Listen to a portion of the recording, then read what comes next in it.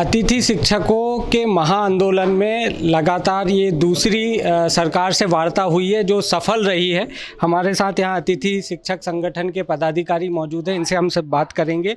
किन बातों पर सहमति बन गई? अभी हमारी मुख्य मांग थी कि गुरुजियों की भांति परीक्षा लेकर अतिथि शिक्षकों को नियमित किया जाए। उसके अलावा वर्तमान अतिथि शिक्षक भर्ती में बहुत सारी विसंगतियां व्याप्त थीं, जिनको लेकर हमने आज चर्चा की और लगभग सभी हमारी मांगों पर उन्होंने सहमति दे दी है। सिर्फ नियमितीकरण की जो नीति है उस पर उन्होंने समय मांगा है और वार्षिक अनुबंध की जगह सरकार ने 10 माह के अनुबंध पर हमको सहमति दी है।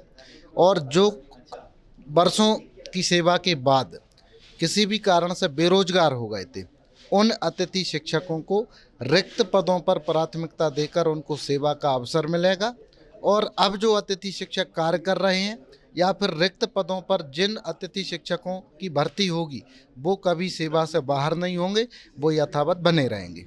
ऐसा भी कहा जा रहा है कि जिन 8 बिंदुओं की चर्चा हुई, सहमति बनी है, वो महापंचायत में जो घोषणाएं हुई थी उनमें से एक भी वो बिंदु नहीं है। तो फिर मेन लड़ाई तो शायद महापंचायत की घोषणाओं की थी, तो फिर आगे क्या रणनीति?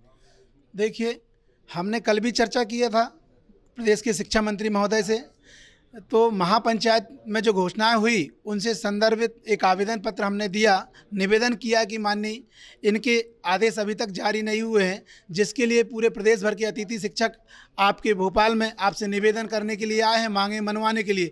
तो उन्होंने कहा कि देखिए, महापंचायत में जो घोषणाएँ हुई आप तो उन घोषणाओं को भूल जाएं, नए सिरे से बात कीजिए। अतिथि भूलने को तैयार है? अतिथि शिक्षक तो नहीं भूलने को तैयार, क्योंकि वर्तमान में भी सरकार आपकी है, इसके पहले भी सरकार आपकी थी। मुख्यमंत्री महोदय का जो मुखड़ा है वो पहले कोई और था, वर्तमान में कोई और है। पहले शिवराज जी थे जो व्यक्तिगत रूप से उनने घर से कोई घोषणा नहीं की, शासन प्रशासन का जो अमला था उसके साथ मिलकर करोड़ों रुपए खर्च किया, जो जनता का पैसा था उस पैसे को खर्च करके महापंचायत बुलाई और हमारे संदर्भ में विभिन्न घोषणाएं की, जिससे हमारा भविष्य सुरक्षित हो सकता था। किंतु आज दिनांक तक उन घोषणाओं से संबंधित मात्र एक आदेश जारी हुआ है, मानदेय वृद्धि का।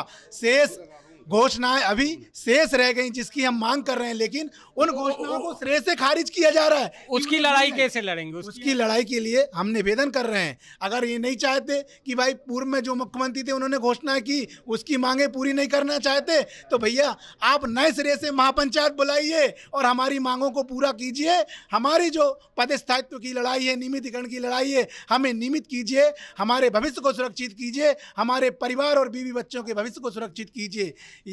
किंतु जो हमारा मेन उद्देश्य था वो तो पूरा नहीं हुआ, लेकिन हम लोगों को यहाँ पर गुमराह किया गया। जो वर्तमान तात्कालिक समस्याएं हैं, तात्कालिक समस्याएं सुलझाने के लिए यहाँ पर सहमति बनी है, ना कि हमारी लंबित मांग, प्रमुख मांग को लेकर कोई सहमति नहीं बनी। अभी आंदोलन स्थगित कर रहे हैं, क्या रणनीति आगे?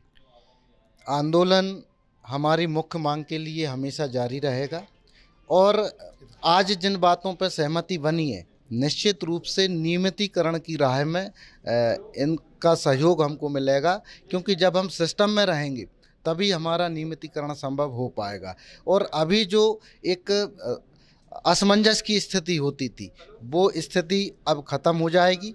ये निश्चित हो जाएगा कि जो व्यक्ति कार्य कर रहा है वो कार्य करता रहेगा।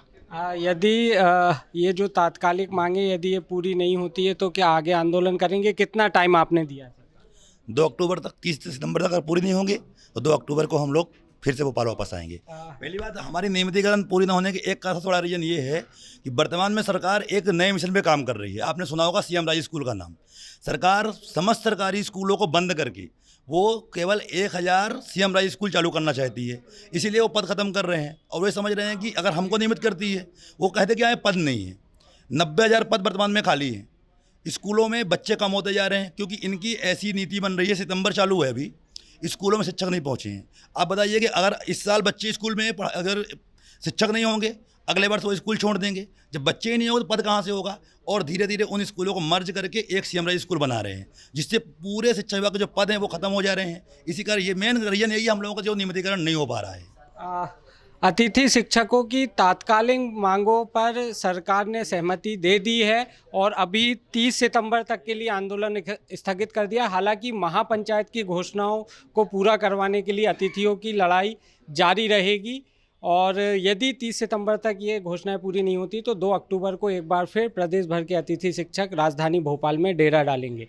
वीडियो जर्नलिस्ट मोहम्मद औसाफ के साथ राहुल शर्मा, बंसल न्यूज़ डिजिटल। यदि आप ये वीडियो YouTube पर देख रहे हैं तो हमारे चैनल को सब्सक्राइब करें और बेल आइकन को दबाना ना भूलें। अगर आप Facebook पर ये वीडियो देख रहे हैं तो हमारे पेज को लाइक करें। आप हमारे WhatsApp चैनल बंसल न्यूज़ को फॉलो कर हर दिन लाइव अपडेट्स भी पा सकते हैं।